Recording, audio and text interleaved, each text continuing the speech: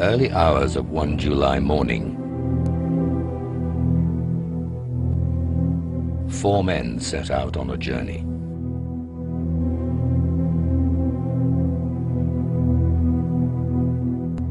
A journey that would end their lives and the lives of many more.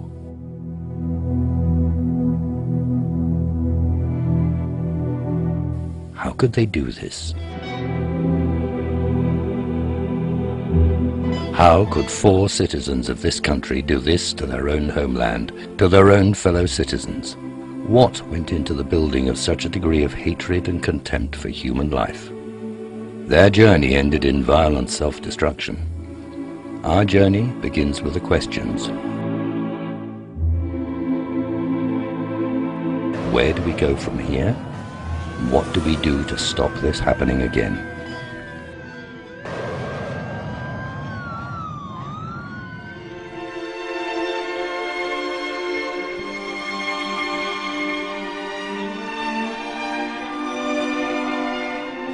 Lasting solutions can only be based on a proper understanding of the problems. And so it is that we must try to understand even those things that cannot be excused. If we can defeat the reasons for the inexcusable can be defeated too.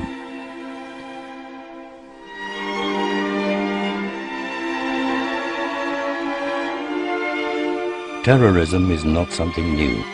Acts of random violence in which innocents suffer are not new. Many peoples and nations have had to endure terror.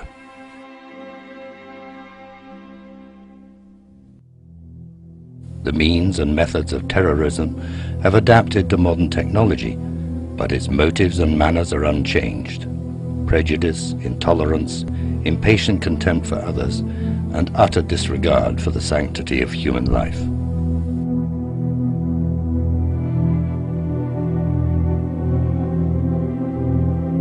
In this sense, terrorists can attempt to hijack any philosophical or political ideal, any religion or way of life, any noble cause whatever, and pervert it in order to justify the resort to random acts of violence. However benign or compassionate, however high-minded a cultural tradition may be, there is no guarantee that it will not be hijacked by a perverted few in their determination to excuse the inexcusable. Having said that, most people would agree that the world has entered a new phase since 9/11.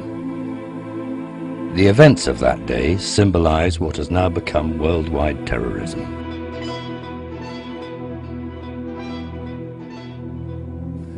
And the agents of this terrorism not only call themselves Muslim, they also claim that their faith allows such acts. Some of them even claim that their faith prescribes such acts.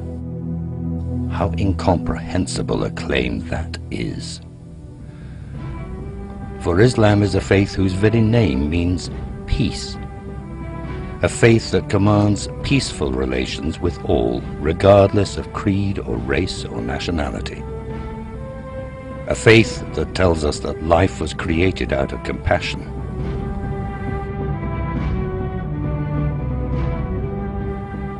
A faith that states that the unjust killing of one person is like the killing of all humankind, and that the punishment for it is hell. A faith that from the first called for interreligious dialogue and understanding. O people of the book, come to an agreement between us. A faith whose prophet said, I am sent as a mercy, not as a curse on humankind. Islam is a faith that celebrates the diversity of peoples as one manifestation of God's infinite attributes and a source of richness and blessing. Its scripture teaches us, O mankind, we created you from a single pair of a male and a female, and made you into nations and tribes that you may know one another, not that you may hate one another. What an absurdity it is that a faith centered on peace and compassion is associated by terrorists with their commitment to destruction and death. But the radicalized attitudes behind terrorism are capable of hijacking any faith in order to justify the unjustifiable. The terror is senseless and indiscriminate, and all are victims, including Muslims. Muslims are just as exposed to the danger of terrorist acts as are all. However, in the West, Muslims are also the primary victims of the backlash, of religious hate, crime, and public contempt. They suffer the indignity of being associated with barbaric violence, and at times are even expected to apologize for crimes with which they have no association whatever. In fact, terrorism is not rooted in any one religion or race or cultural tradition. The only common characteristic of terrorism is that it pursues its goals through indiscriminate violence. Terrorism does not recognize the inherent value of life, and, being blinded by hatred and rancor, it is incapable of rational thought. There are certain conditions that give rise to hatred and rancor.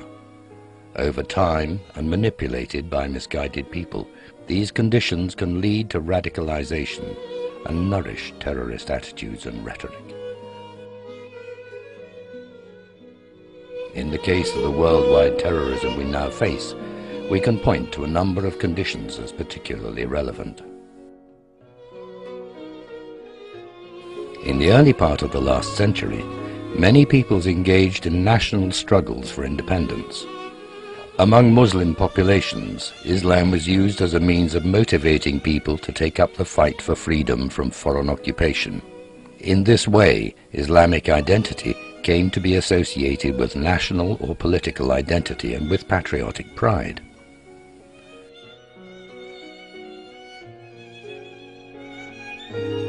But when these peoples achieved independence as nation-states, they felt betrayed by their new rulers. The new rulers separated themselves from their people.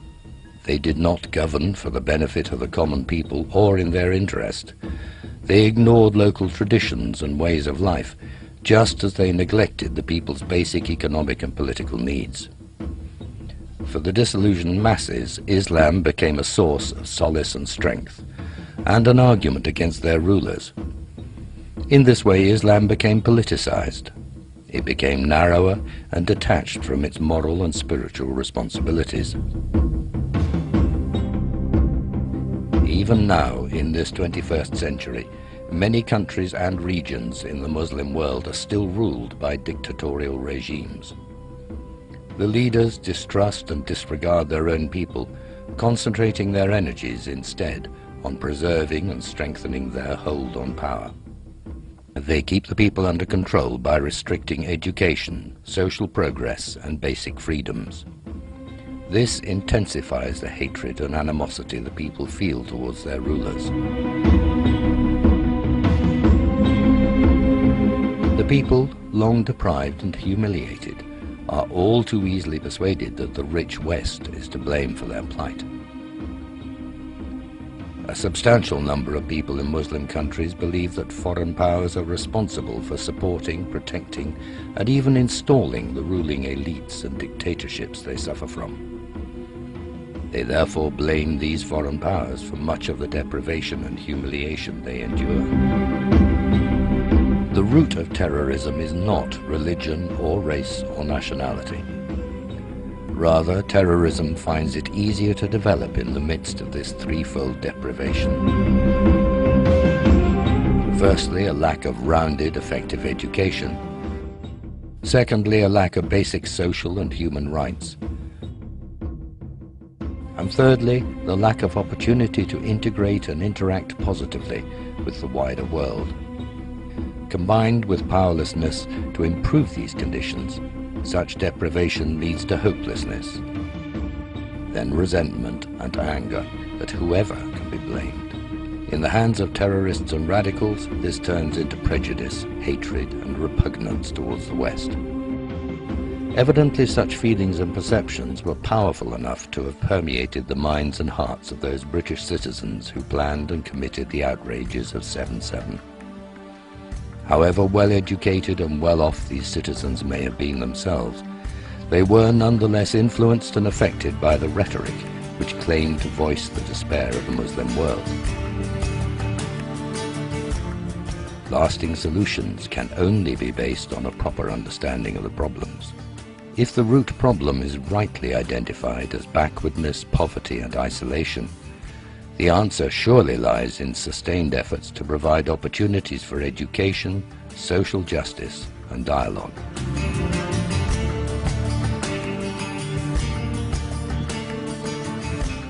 Now let us turn our attention to a community of volunteers, numbering millions in Turkey and abroad, who are seeking to do just that.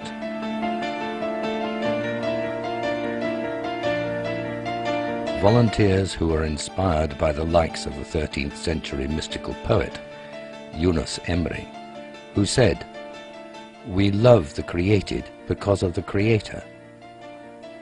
The great Sufi master, Jalal el-Din Rumi, who said, "With one foot grounded firmly in Islam, I move like a compass among all the other different communities."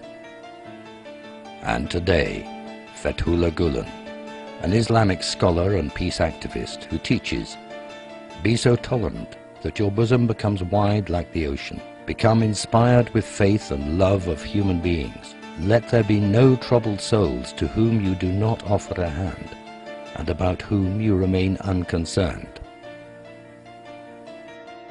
Literally millions have been motivated by Fethullah Gulen's positive message of love, peace, education and dialogue.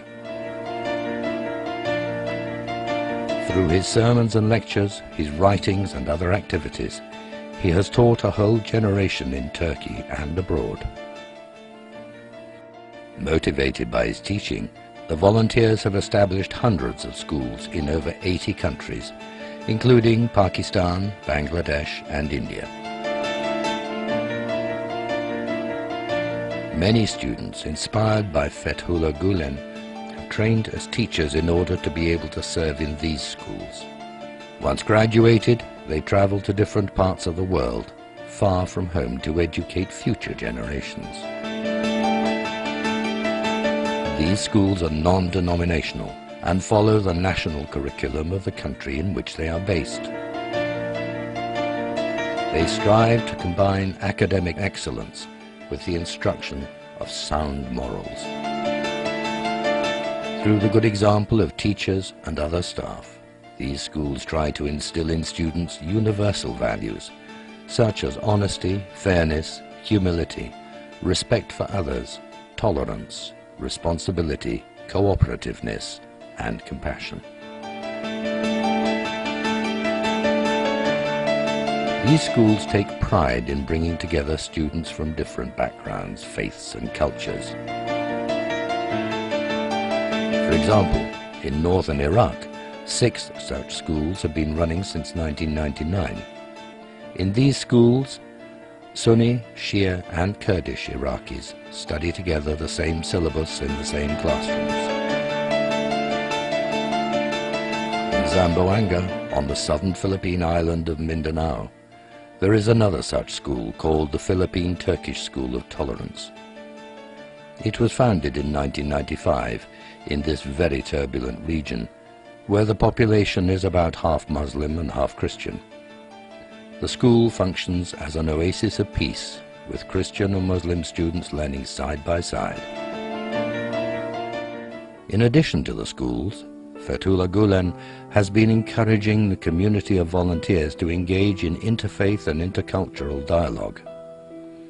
He has personally set a good example by meeting with faith leaders to establish bonds of friendship.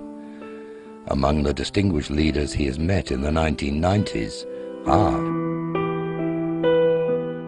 the late Pope John Paul II at the Vatican, the late John O'Connor, Archbishop of New York, Leon Levi, former president of the Jewish Anti-Defamation League, the Patriarch of the Turkish Orthodox Church, the Patriarch of the Turkish Armenian community, and the Chief Rabbi of the Turkish Jewish community. As a result of Gulen's efforts, hundreds of dialogue associations and charities have been founded all over the world. Through these charities, the volunteers come together with people of different faiths and cultural traditions.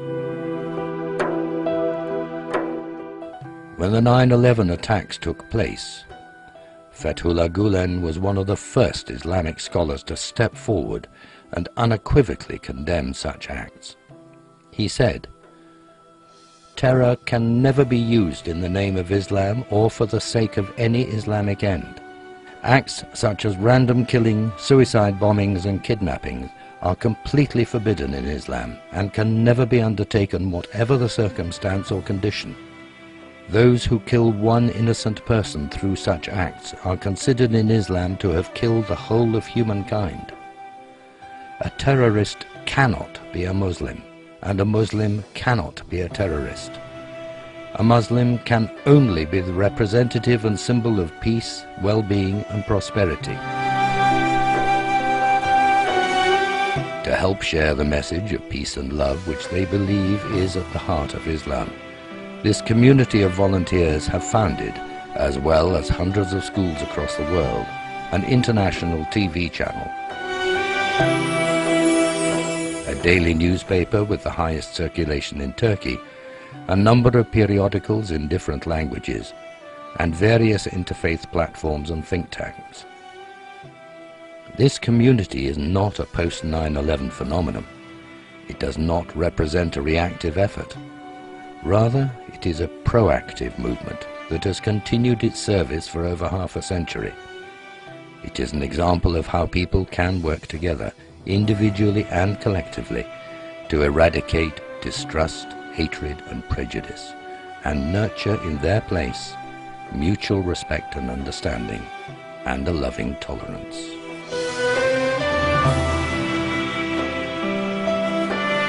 In the early hours of one morning, 4 teachers set off on a journey that would change their lives forever, and the lives of many more.